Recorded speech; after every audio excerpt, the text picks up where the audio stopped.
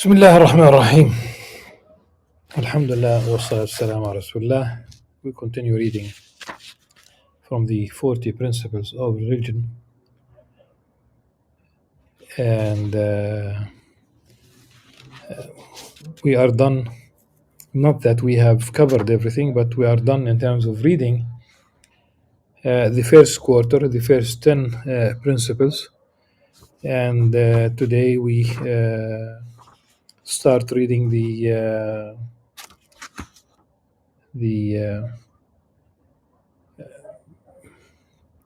principle, or the first part, the first book of the second part, and there are 10 principles, and the first one is about the salah. Amongst the external deeds, the external actions. So Imam Al-Ghazali rahimahullah says,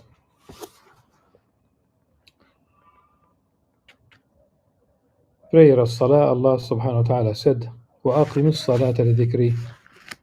He begins with this verse, and it is customary for Imam Ghazali in his books to mention the first a verse from the Quran, could be many verses, a hadith, could be many ahadith, and then something from the athar, whether something about the companions of the Prophet, the second generation, the tabi'in, those who followed them, or even much later, some of the stories that attest to whatever he is discussing. So here we have the English translation of the meaning. Establish prayer for my remembrance. الذين أن مكناهم في الأرض قاموا الصلاة. Those whom once we give them authority, make them responsible, they will establish the salah. And establishing the salah meaning establishing the religion. But salah definitely is a pillar, despite the discussion that we will have about the hadith. The Prophet ﷺ said prayer is the religion's pillar, the pillar of the religion. And before we continue, the image here is like a tent, a structure, and you have a pillar in the middle that holds the tent from falling. Yes. But the hadith in itself, first of all, the meaning is definitely sound. That it is a pillar, that it is it supports really the religion in terms of institutionalized, in terms of the community. But definitely when we talk about the whether it strengthens one's resolve, puts one on the right path, modifies one's behavior if it's done right, yes. Okay. إن الصلاة تنهى عن الفحشاء والمنكر. If it were salah, the prayer prevents one from doing vice things, unacceptable things, things that violate the divine law, the Sharia.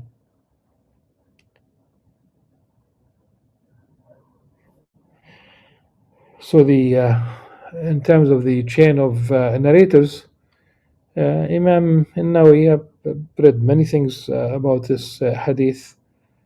As is, it is. We talk about the chain of narrators. We don't talk about the meaning. And Imam Nawawi said في التنقيح منكر باطل. Again, it's about the chain of narrators. This is not a sound tradition elsewhere, because here in the it is mentioned that Imam Al-Bayhaqi, this is part of a hadith that Imam Al-Bayhaqi narrated. Um, it's part of a hadith mursal also, and the narrators are trustworthy, but it is mursal, so it does not mention the Prophet ﷺ as the source of the hadith and others. And if you this is independently like this, and if it's mentioned with other parts, then it is also ضعيف جدا. That which has the phrase sanam, if you will,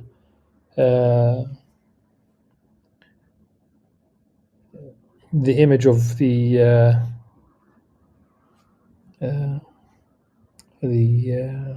back of the camel. So suffice it to say that the meaning is sound, that it has been narrated as a hadith mursal with the narrators being trustworthy, and the meaning is definitely, inshallah, sound. Know that in your prayer you are conversing with your Lord, therefore look at how you pray, and be vigilant regarding three matters, so that you may be from among those who guard and establish the prayer. Allah subhanahu wa ta'ala only commands that prayer be established. He said, وَأَقِمْ الصَّلَاةِ.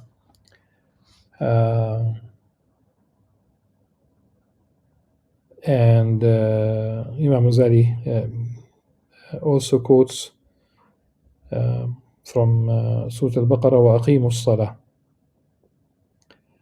And the first one is from Surah Taha, I think, addressing Sayyidina Musa alayhi salam when he saw the fire from a distance. It's a very interesting story. But you are conversing with your Lord, and I think the beauty of the word munaja in Arabic, it has some intimate dimension that is lacking in English. Allah subhanahu wa ta'ala spoke to us already. He spoke to us through the Quran, and as if we are re-establishing the connection through the salah, as-salah from sila. So we are conversing with Allah subhanahu wa ta'ala. And Imam Al-Ghazali is highlighting the fact that it is about establishing the salah. قال وليس يقول صل صلي, we say, so that but in Arabic it is صل because it is imperative, and when you have an imperative verb, the last vowel is omitted. He did not say merely pray, صلي or صلوا. He lauded those who guard the prayer,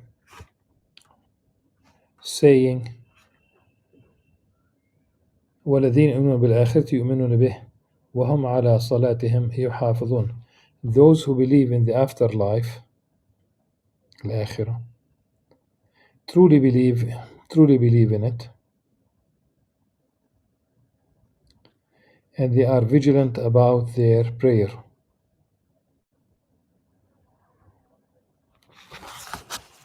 Okay.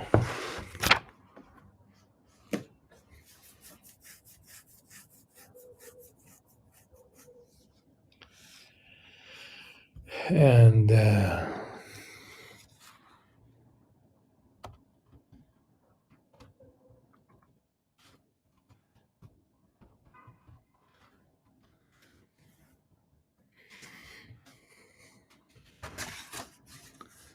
the first matter in this is being vigilant about ritual purification by performing ablution well before the prayer. Okay.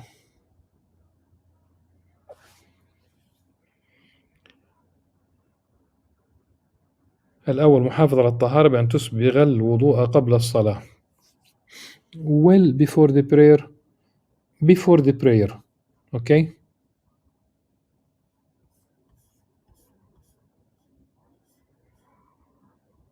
Okay.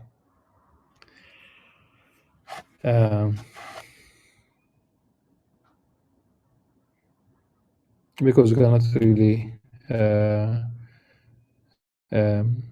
pray without cleansing, whether it's the minor ablution or the full ghusl, if you will.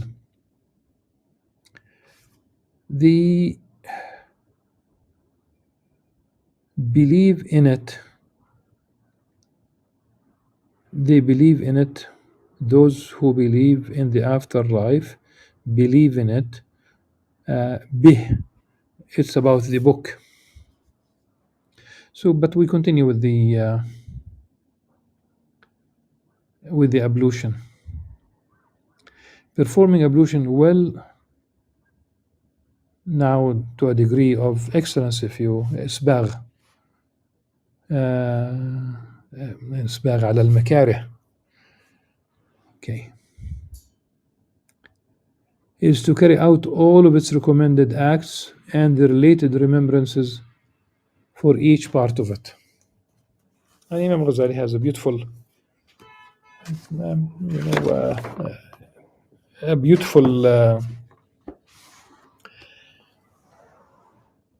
concept. One could think of the water when one uses water, because of course you can do the tayammum, the dry ablution, when water is lacking, or when one cannot use water, as if the sins are dripping with the water. And one could also make an appropriate dua depending on which limb one is washing. And the cleanliness, of course, we talk about the cleanliness of the cleanliness of the body, cleanliness of the clothing, cleanliness of the place, cleanliness, the purity of the water itself, which is also an important issue. So let's see what he says here. He says, performing ablution well is to carry out all its recommended acts and the related remembrances for each part of it. Also make sure of the purity of your clothes. And let me put it this way, the purity of your clothing is not to be equated with cleanliness, in the sense of there is no sweat or there is no dirt at all. One is خذوا زينتكم عند كل مسجد. Part of, some of the scholars spoke about cleaning, having clean, fresh, clothes, especially when you talk about Friday. And from my reading, Imam Malik rahimahullah used to have clean, special garment when he used to teach and he will just purify himself, but with a special garment when he teaches the hadith of Prophet Muhammad sallallahu alaihi wasallam, and this is something beautiful. So also make sure the purity of your clothes. Okay, now if one asks, what do you mean by, let's not equate purity with cleanliness per se, because purity here is purity from, let's say for example, straightforward, like urine, for example. Okay. So if one has ketchup on clothing, it does not mean it's impure. You don't want to go around with ketchup spots or tomato paste from your food, whatever. So I just wanted to make sure that people understand that you can still pray with some unclean but not impure, but in case of necessity, then you can. Say somebody somebody who is um,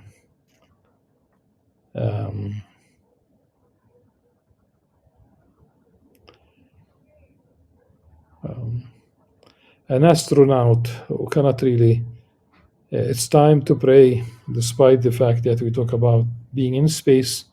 It's time to pray, and practically it's impossible to change clothing. Okay, so then it becomes incumbent to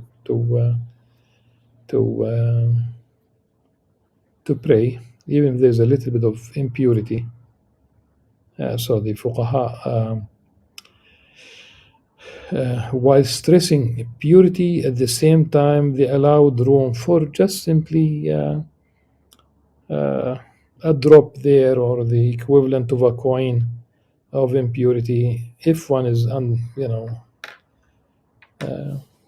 is on the road, let's say. Okay, and if one could basically clean it by rubbing it, then it should be.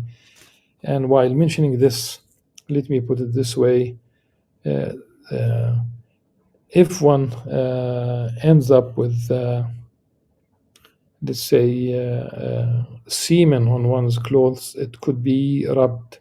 If it becomes dry and it's rubbed, um, it should be fine. Though one needs to have a full ablution, in itself is not impure. The semen in itself is not impure. Okay.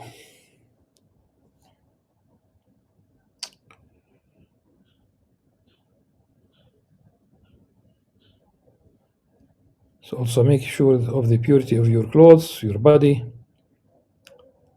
and the water that you use for ablution, with a concern that does not allow the door of misgivings to open. For by whispering about purification, Satan causes much time that could be spent in worship to be wasted. What does it mean? الوسوسة في الطهارة.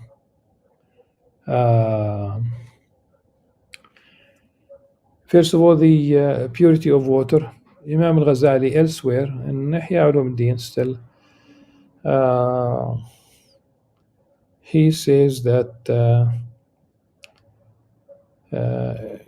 it's better to follow the Maliki madhab in terms of the minimum water that does not become impure once the najasa, the impurity, is dripped or falls into the water.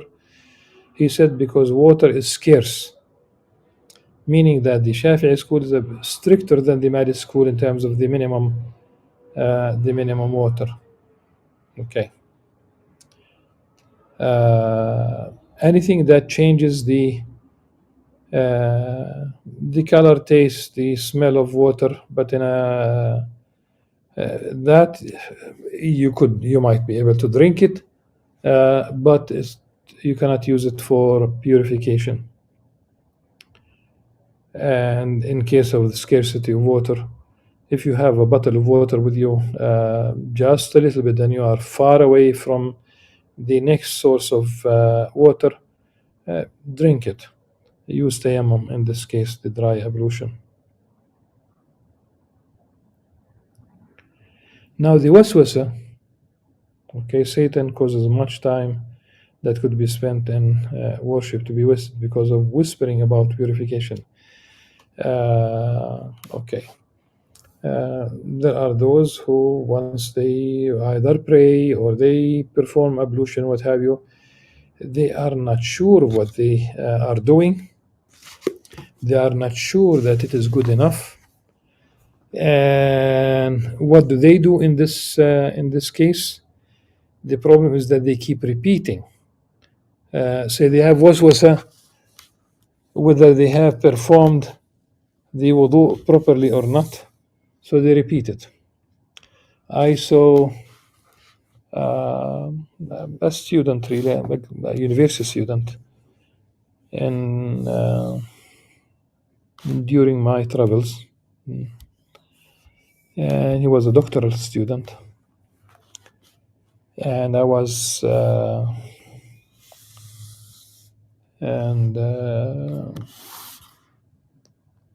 he had this waswasa. We were in the performing ablution next to each other. And I knew him for many years, really. MashaAllah. I mean, وَلَا زَكَى اللَّهَ هذا. MashaAllah. But I never knew that he has this waswasa. He keeps rubbing his skin and repeating that. And deep in his heart, obviously, he knew that he shouldn't, but he couldn't stop it. Because he would look as if basically his eyes, as if the message, are you paying attention to what to my really to this problem that I have about the ablution?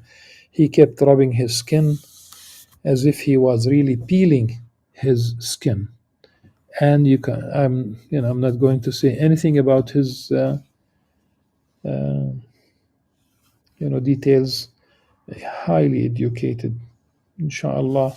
وَزَكَى Allah أحد, a pious person with no more details, I would say. That's waswasa. That's waswasa. I saw the waswasa in the salah during my travels. We would finish a whole rak'ah, and next to me somebody who was trying to get the niyyah in two languages, as he explained, or it was explained to me later on.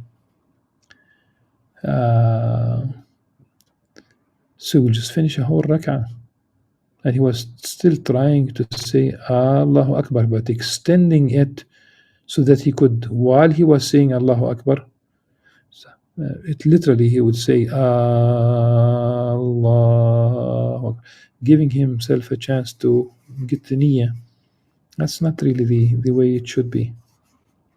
I mean, the niyyah ultimately is, if somebody asks what you have been doing, you'll simply say, I was praying, I was purifying, doing the ablution, I was, at any rate. So this is really the whispering of Satan, waswasa. And this way you are wasting, you might not catch up with the jama'ah, and that's a very serious issue because of the waswasa.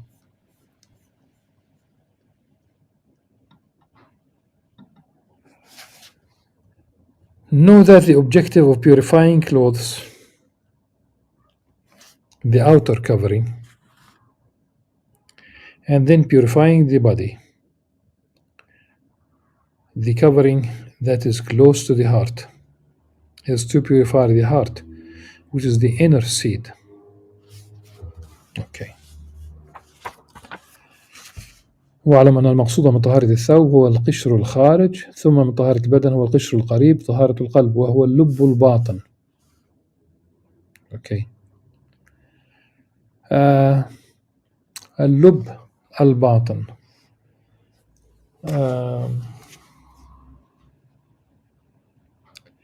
The inner, the inner dimension, the inner sanctum. Translating lub as seed,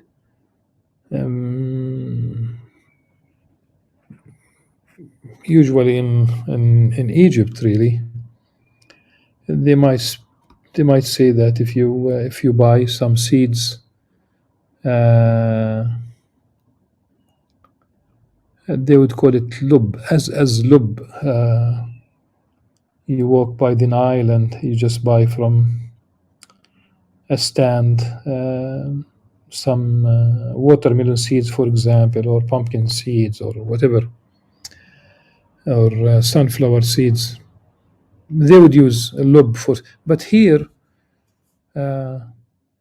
lub, a lub al-batin, okay, seed, it's the innermost dimension, if you will, of the water. So the purification of the heart, really, purifying the heart from filthy characteristics is the most important purification, as we shall mention in part 3. What it means, whether cleaning space is rather easy, water, uh, and you can clean any space. You might add other, things to clean. Or number two, cleaning the clothes is also doable. With detergent, the machines will washing machine with all these detergents and softeners and what have you, and ultimately it is washed with water. So it's rather easy. Purifying the body externally, doing ablution or the full ablution, all of these are, relatively speaking, easy. Okay, you cannot wash your heart with water and detergents and what have you. That's not how you do it. Cleansing the heart means, first and foremost, is if there is a source of impurity in terms of action, then one should really shut that source. Number one. Number two is to start cleansing the heart. The impurities, these non-physical impurities, because they are non-physical impurities, then the cleansing is also non-physical in this case. Repentance, pledging not to commit sins again. Even if you go back to repeating a specific sin, then you go back to repentance again. Just be sincere at that moment. And nadam, istighfar, as Imam Al-Ghazali says, it's either or. Either to purify the sin is going to be either of two fires. In the hereafter, waliyadu billah, is going to be the hellfire. In this life, it's the fire now, metaphorically speaking, it's the fire of regret, the fire of, it's either or. And of course, the fire of regret, of repentance, is, no matter what, it's definitely tolerable compared to hellfire, which is definitely, no one has the capability to tolerate that kind of fire. So repentance, forgiveness, seeking Allah subhanahu wa ta'ala for forgiveness, and the in Surah Al-Furqan, after it mentions homicide and adultery, والذين لا يقتلون النفس التي حرم الله بالحق ولا يزنون. So after it mentions homicide and adultery, of course it's punishable, and these are grave sins. But if one repents, okay, إلا من تاب وآمن وعمل عملا صالحا, except that someone who repents, someone who has firm belief, and someone who does good deeds. So again, good deeds, in al-hasanat yudhibna as-sayyat. You do good deeds so that Allah subhanahu wa ta'ala not only will wipe out your sin. Allah subhanahu wa ta'ala is very generous. أولئك يبدل الله سيئاتهم حسنات. They are going to be wiped out as sins, but they are going to be transferred into good deeds. Imagine this. SubhanAllah.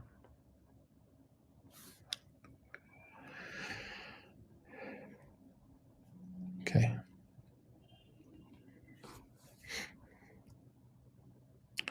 However, it is not far-fetched that the shining light of outer purification also has an effect on the heart. Indeed, if you perform ablution well and are conscious of your outer self's cleanliness you find an expansion of your heart and a clarity therein that you did not find previously.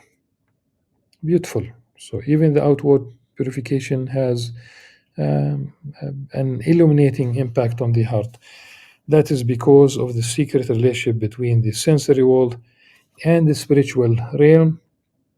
The outer body is of the sensory world, yet the heart is primordially of the spiritual realm. Here talk about the mulk and the malakut.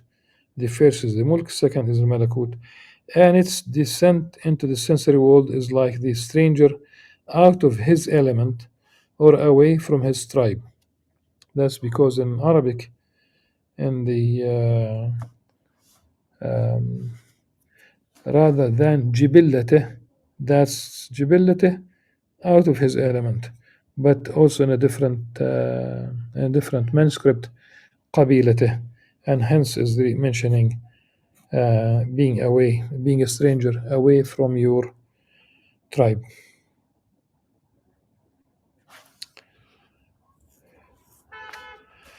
Alhamdulillah that we began really reading this part of the Salah. We have still, plenty of things to share from this particular principle, if you will.